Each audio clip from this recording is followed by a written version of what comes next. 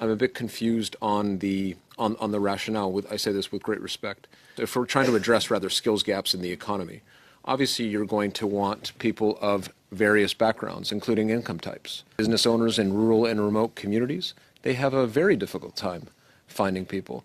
And so if we're going to source people of only one income type or in a certain category of income, if you like, then I think we're going to run into problems. The immigration system should serve the economy first and foremost. In the absence of an immigration program, when there's excess demand for workers, the wages should rise. And my experience is if a job has chronic labor shortages, usually it's because there's something to do with the job that people don't like. And so this idea that we should have immigrants do the jobs Canadians don't want to do, I think is a huge mistake.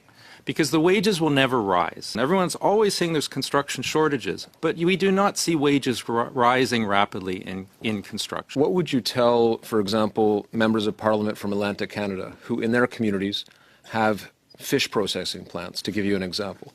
They can't fill those orders because they have such a challenge getting access to workers.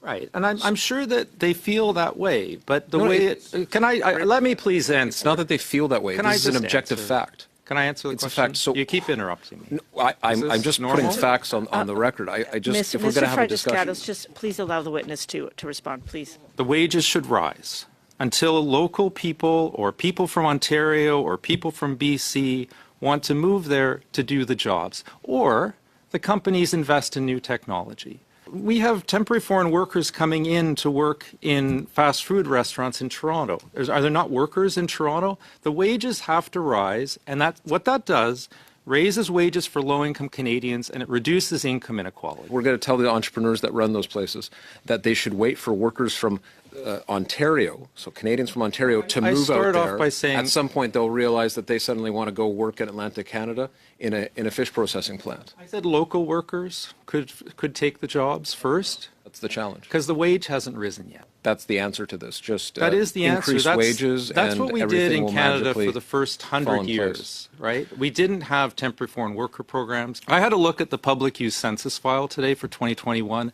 I restricted it to economic immigrants in Canada. If you compare economic immigrants who work in French in Canada outside Quebec to all other immigrants, economic immigrants who work in English and any other language, their earnings are 20% lower.